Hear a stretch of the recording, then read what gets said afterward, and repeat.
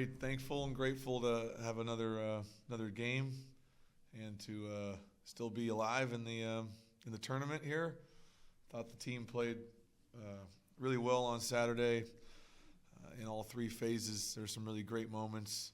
A lot of guys contributed, and that's what you're going to need to advance at this time of the year. So every team you're playing is really talented. Every team you're playing is really well coached, and that's obviously the same thing this week. So did the same thing today. We're going to tell the truth about the things we did well and the things we got to get better at. And there's still a lot of areas where we can improve from Saturday, which is great. We have an opportunity to do that, and that's the great thing about having more games, and that's what we're so thankful about. Is it's another opportunity for us to improve our process and get better, and obviously play a really, really good team and see what we can do. So we're excited about the opportunity. I'm really proud of the team for how they played on Saturday against a really good opponent, and getting a playoff win at home and what that means to our program and school and community and everybody. So we're very excited to still be alive and looking forward to a good week. Yeah, he played really well. There's always things that I'm going to be hard on Miles. So I think the great thing about playing quarterback here is you're going to get coached and you're going to get developed, and maybe the tough thing is you're going to get coached and you're going to get developed. So he did statistically have a great game, and boy, he made some tremendous throws, but still some things I think he can get better at, which is great for us as a team. But we'll go as far as Miles can take us, and I'm just so proud of him for overcoming a lot and being consistent every day, every week. He has been a consummate professional and leader, and to put up those kind of numbers in a playoff game is pretty spectacular. And but I still think there's some things he can do better. And again, I only got one more week guaranteed with him, and I'm very, very grateful for that. So look forward to having him prepare this week and keep playing really well, which I think he will. There's still a handful of decisions during the game that I would say he's incorrect with. It starts with us as coaches, making sure that we're doing a good job preparing him for the game. And I think he would say the same. I'm sure Mondays are the hardest days for him when we get up and talk about the things he can do better. But that's the only way I know how to coach a quarterback, and the only way I know how to coach a team is I'm going to be the hardest on him so everyone can see the standard that he's held to, which is much higher than everybody else. But yeah, I think just making decisions in the RPO game, making decisions situationally. We took a sack on a naked where we had a wide open touchdown that he missed. And then we had a couple balls batted down at the line of scrimmage that could have been big plays. We had some protection issues, and Illinois State does a great job really stressing out the protections. But I thought we could have gotten to a different protection a couple times. So all those things, again, it's great to have those type of notes for him and be able to coach him on those things, because I know he's hungry to learn. But boy, he made some remarkable throws. I mean, the throw to Ian down the middle, which was a bad decision by him, but an incredible throw. The throw he makes to Chaz on the crosser, the throw he makes to CJ on the 2x2 bender where CJ read it and sat it down. We haven't had a slot receiver read that play that well since Tony. That sit-down part of that doesn't happen very often. So for those two guys to be on the same page was pretty tremendous there. So yeah, he made some great throws. There was an overload pressure, and he changed the protection and then changed out of the play and threw a seam to Winston, and Winston made a great one-handed catch. So there's a lot of things in that game that were tremendous, and so I'm really proud of him. And like I said, I'm thankful to be able to help him at least for one more week. I think that the great thing about where we're at as an offense is the ball can go to anyone based on what the defense does. And we've always tried to create an offense that is attack-minded and doesn't react to the defense. And if we train the quarterback the right way, the ball will find the open man. With the coverages they were playing, a lot of trap coverages, a lot a lot of cloud coverages, we felt like the inside guys were going to have a big day, and CJ, the decision making, because a lot of those routes are read routes. He has to make decisions based on coverages, and he was lights out. I thought the decision he made on the boot play down the red zone where he went underneath the backer to the front pylon was a high-level play. The crosser at an empty when he got a friendly angle for Miles was a great play. He ran a poor sail route on the movement throw, but Miles made a great throw. And then again, the decision by him to sit down the four verts play is a rare decision that I haven't had a lot of guys do. Probably only Keelan and Tony that I can remember. So that was a high-level play by him. I thought he played tremendous. So we're running like a four vertical concept, Bob, and they're bringing field overload pressure. But Illinois State did a great job on their pressures of trapping the coverage behind the pressures. And most quarterbacks are trained to throw into pressure. But we had, Miles had to be trained last week that if you recognize trap coverage, you got to throw away from it. And so in that particular play, we had a four vertical concept, and CJ has to read the boundary safety, kind of deciding how to run his route. But in that type of pressure, they're also going to wall you with inside backers. And so the safety was playing over the top, but the linebacker was walling him. So most guys can't see both players. They're just going to read the one player and then make their decision. But high-level players will see both players and know where the soft spot was. So he's sitting down. Miles is throwing the ball before he sits down, hoping that he does sit down. And we haven't done that on that play all year. So the fact that both of them did that in that moment at the same time when they haven't done it all year was one of the prouder moments I've had for the season. And then after the game, Tony, who's a dear friend of mine, he runs down the field, and the first thing he says to me is, "Hey, how about that bender?" when he sat it down, So who knows better than him? So that was pretty cool. I think statistically, I would look at the fact that I think he's like 69.9 completion percentage right now, and the fact that with our concepts and how we run the offense, we're not throwing a lot of bubble screens and perimeter stuff. We do a little bit, but these are down the field, drop back, West Coast NFL concepts, and he's completing 70% or above most games. That tells me he's got great knowledge of the protection. He's got great knowledge of the timing of the concepts. He's getting through his progressions at a rate that is pretty rare, I would say, which is why I've been so vocal about I don't think a lot of quarterbacks are being asked to do what he is, and the fact he's performing at the level he is pretty impressive. I could go on and on about plays. There was a third down play where we motioned Lan out of the backfield, and we were going to run like an option concept to the field, and they brought field pressure, trapped it, and he backside through the dig to Sam for the third down. These are just things that guys don't do. And so I just think the fact that he's completing the ball at such a high rate is the thing that jumps out to me the most, which I think is just a tribute to him and Coach Shelton's work throughout the week to be locked in on where they want to go with the ball. Yeah, Ben has been struggling with a little bit of health stuff, and felt like we've been losing some hang time and location on his kicks.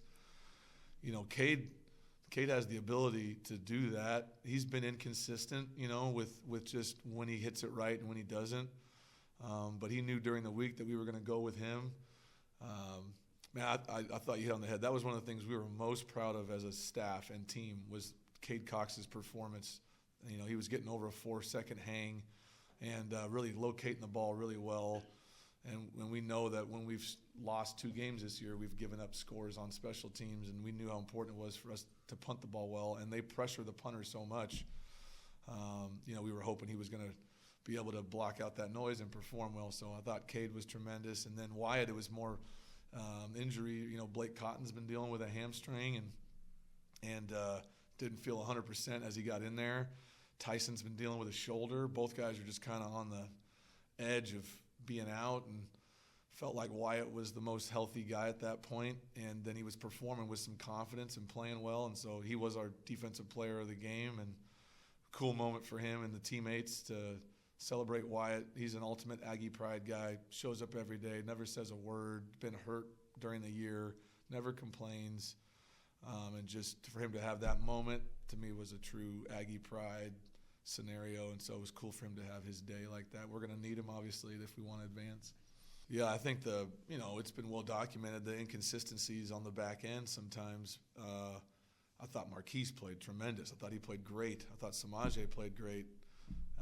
When Blake and Tyson were in there, they played well.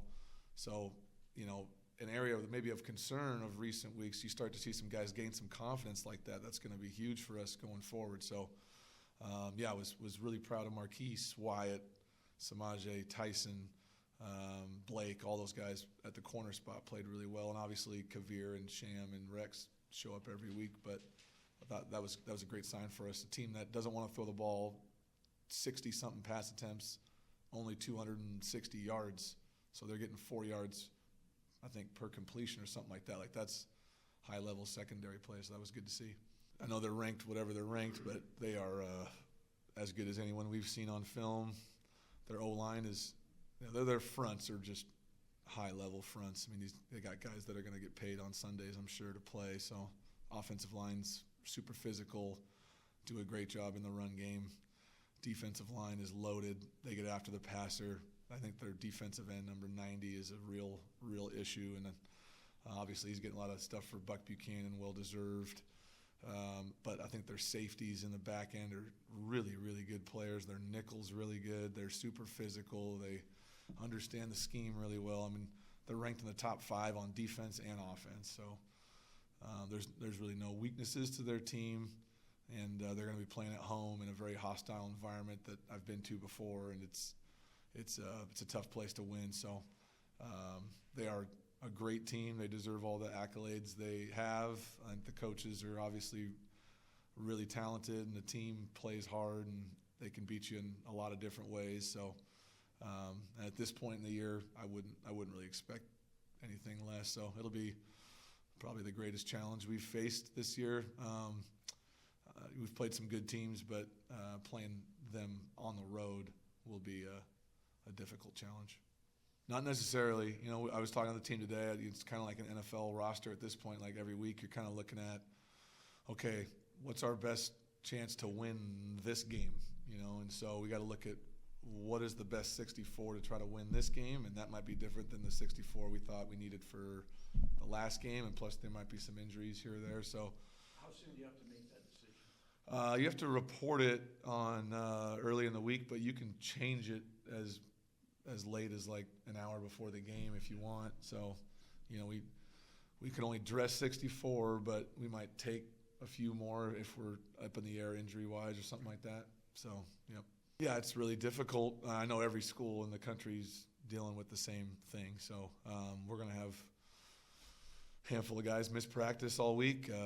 We got guys that are going to have to take proctored exams, and very, very thankful for the cooperation we've gotten from our professors and from Greg Downs, our FAR, and everybody involved. Everyone's been working. Laura Goldhammer, Justin Smalley, they've all been working as hard as they could to make it as best as we can for them. But obviously, I'm very proud to be a UC Davis alumni. I know how important education is here to all of our players. That's the number one reason why they come to school here.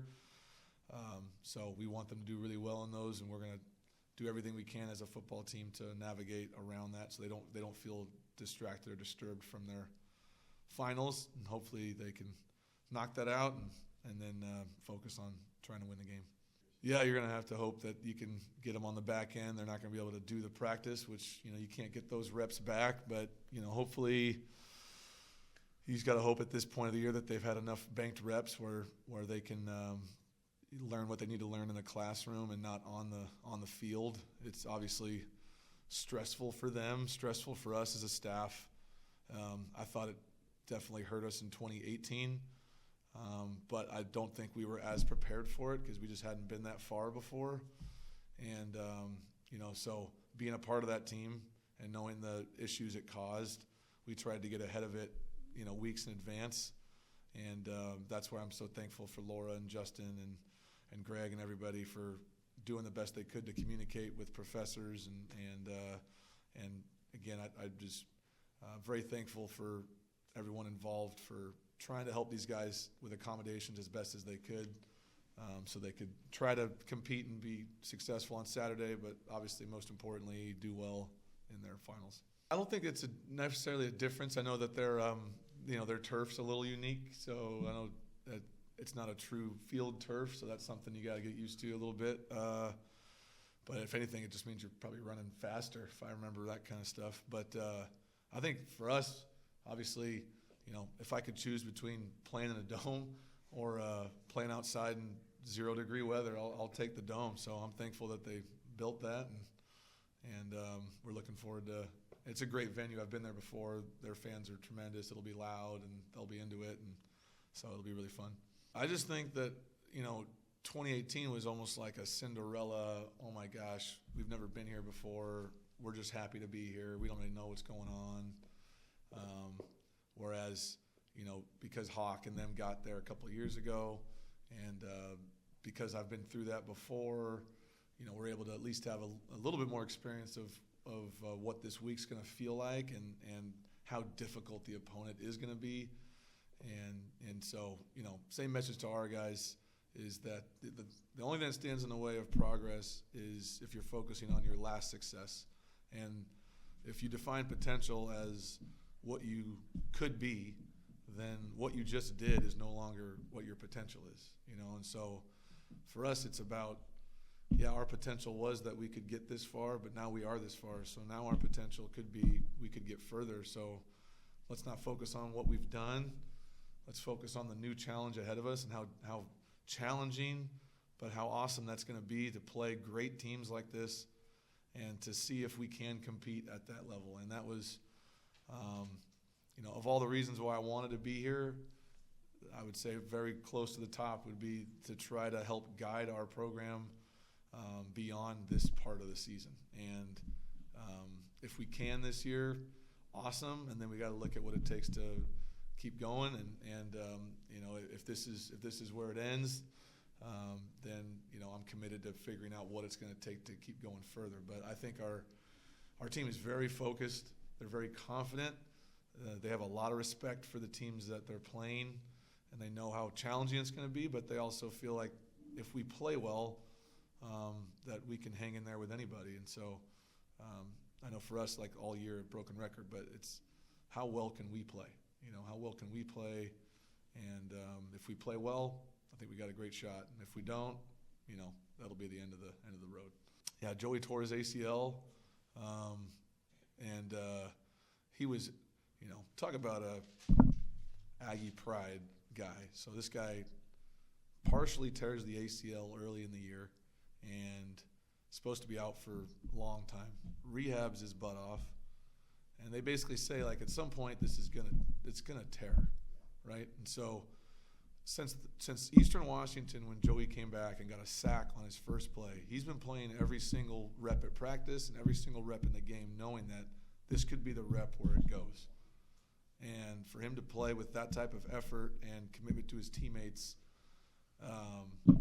I can't say enough amazing things about that. That to me is what Aggie pride is about. It's about being a good teammate, and he literally gave up everything for his team. So it was an emotional moment for all of us. We knew right away that this could happen, but we'll get surgery here pretty soon. And the first thing he said to me when he got up was, "We're not going to have enough DNs during winter ball now, Coach." So he was thinking again about the team and how that would affect off season, and so he's a great Aggie. Depends nowadays, Bob. I mean, if you I don't want to dive into my knee knowledge. Unfortunately, I have a lot of it. But if you want to do a cadaver, you can get back quicker, but your body might not take it. So that's the risk you take with that. You can use the patella tendon, the hamstring. I mean, there's a lot of different ways to take the surgery. So we got great doctors and great surgeons, but it's anywhere from 6 to 18 months, depending on the person and the situation. I know. Yeah, no, I think that was meant a lot for the guys to have a home game. That's Sac State win. We knew we were going to earn ourselves at least a home game, and the turnout of the alumni. We had a lot of alumni in the locker room. Pregame, postgame. That was really cool, and so yeah, I think that was great for them to get a win at home. And we've talked about if we want to win the Big Sky, you got to go undefeated at home. So this year, what were we, 6-1 at home? So, next year we got to figure out a way to go undefeated at home if we want to win that conference, and that'll be the goal next year for sure.